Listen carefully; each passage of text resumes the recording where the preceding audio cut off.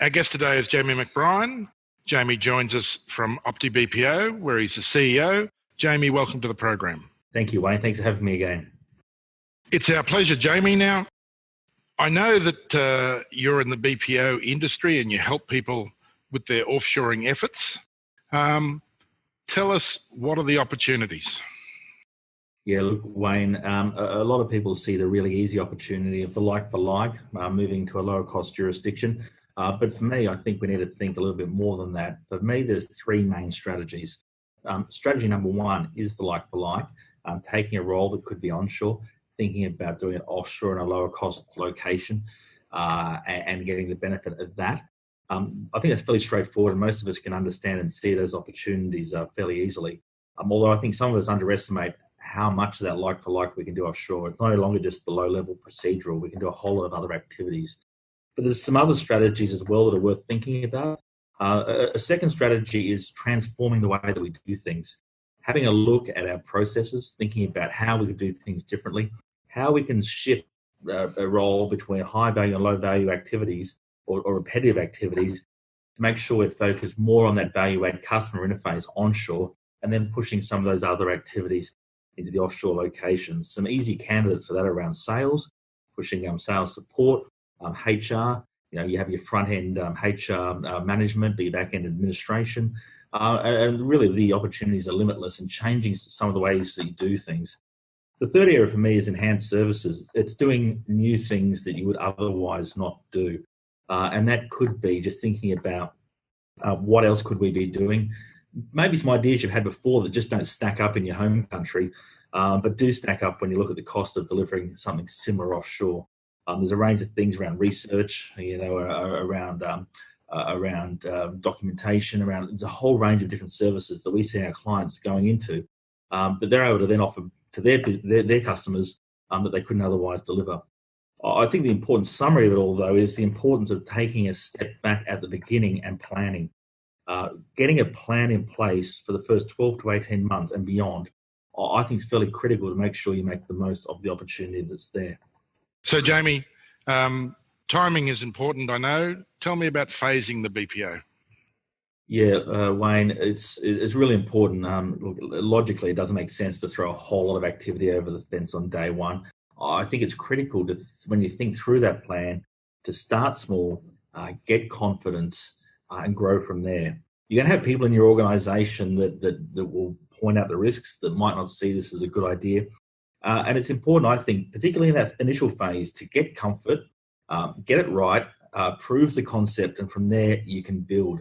So in those initial phases, we want to pick activities or we want to pick functions that we know can be readily transferable, that we know if the risk of service disruption is low, and that we can manage through. So getting that initial phasing right, and then we can move on to other activities is critical. We always say to our clients, it's better for us to take a longer time to get there and to get it right than to go quickly and mess it up.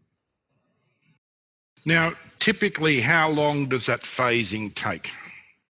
Yeah, I think when we look at each function, you're looking at least 2 to 3 months to get it in and bed it in. So there's going to be a whole lot of knowledge transfer up front. If we're moving activity from onshore to offshore, we're going to have to make sure there's a range of things in place, such as processes and procedures and training documentation. We're then going to have to work through the knowledge transfer process. And then there might be a period of parallel processing between the offshore and the onshore location, which we need to make sure that we get right. And once we've got confidence from there, well, then we can extend. But I think it's important to understand what those next steps are up front. There's no point going through that initial phase and then going, well, what do we do next? Let's get that plan down for the next 12 months or 18 months. Let's work towards that plan and let's have checkpoints along the way to make sure that we get things right.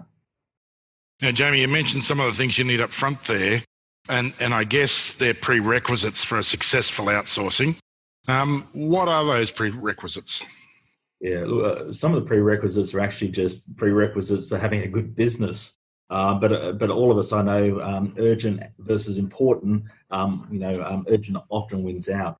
For things like really well-defined processes, having standard operating procedures documented well, having training guides in place, these sort of things organizations often don't have, particularly if they're a fast-growing organization and they see this as part of their growth strategy. I don't think you should feel too bad if you're saying to yourself, "Oh, I don't have those things in place."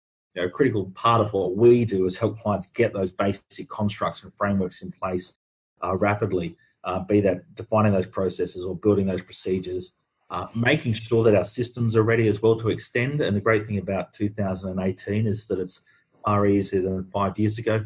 And then also just thinking about the other change aspects around how are we going to transfer the activity? How are we going to train the team? And making sure we've thought through all of this in advance.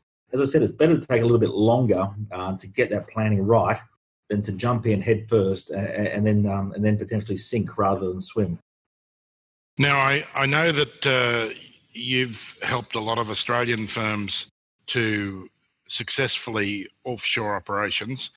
And I guess in that you've found a lot of Australian firms who don't have that procedural documentation that you're talking about in place, because you've got an affiliate company now that helps with that. Yeah, we have a product, Wayne, called optiDocs, and what it does is it helps organisations rapidly and cost effectively build standard operating procedures and work instructions. The way we do it is after defining a process classification, a taxonomy, a table of contents, is we use some software to capture workflows and screenshots, such we then use our offshore documentation team to help build those work instructions, narrate them, and pull those screen grabs in as a basic guide for the new teams that come on board. It's just really a rapid way to get there. We find when we say to clients, can you build a procedure? You come back a week later and they're still arguing over the template or the structure. When people don't do this day to day and they've got their day jobs, not many people are that driven to get these things in place. We're able to rapidly help get these things in place and address that gap. And that's called optiDocs, Jamie. Yeah, that's correct. Yeah, it's optiDocs. Wayne. Okay. Inevitably, if you're going to offshore something, the skills of the offshore staff are going to need to be built through a process, knowledge transfer and training. Do you help with that? Yeah, look, and that's one of the things that us as an advisory firm make sure that our clients are fully aware of and is incorporated in the transition plan to make sure they're successful. For us, there's a range of different approaches, but we often find getting the team on board, getting them started with those procedures, getting them started with our learning management systems, getting them started with online training videos to get them off to a bit of a start, get them working on some activities, and then let's think about other methods to actually help build that team. Those other methods can include day-to-day, one-on-one checking in and mentoring, but it can also include coming up to the Philippines, doing in-person training with your teams, and or the opposite, bringing those teams to Australia, New Zealand, the UK, and Europe and the US, where our clients reside, getting them in country for a period of time to actually sit down, understand your business, and go from there. But the costs of doing that are not high when you look at it overall, but it can get the team off to a flying start. And once you build that initial team, what you hope to build, though, is some capability within your own team, that you've got some leadership and maybe resources 3 to 4 or 5 need a more intensive training process. But we hope for 6, 7, and 8 that there's people within the offshore team that you've built that can take on that training task. And I think that's the aim. You want to get to a point where your offshore team becomes self-sufficient, doesn't need as intensive hand-holding, and the knowledge transfer actually happens within the offshore team itself. And Jamie, is there any particular trick to a go-live date? Is there anything around about go-live that causes issues? Well, one of the hard things is that unfortunately human beings and HR and recruiting is not a perfect science. There's a bit of art to it, a bit of science, a bit of luck. And one of the hard things is that, if you want to start with a team of 5 or 6 or 7 or 8, they're not going to perfectly line up. They're not going to all show up on the exact same date that you want them to be there. They're going to be coming from other roles. They might be in between roles. So it's managing through that process where there can be people coming in at different times and thinking about, well, we're building the team. How do we keep people busy? How do we keep people engaged early on? No one wants to start on day one and have nothing to do. How do we get that team up and running in the best manner possible?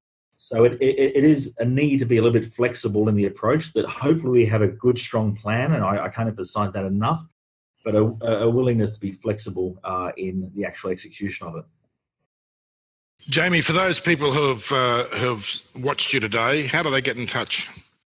Yeah, look, our website's www.optiBPO.com, or my email address is jamie.mcbrien, McBrien, @optiBPO.com.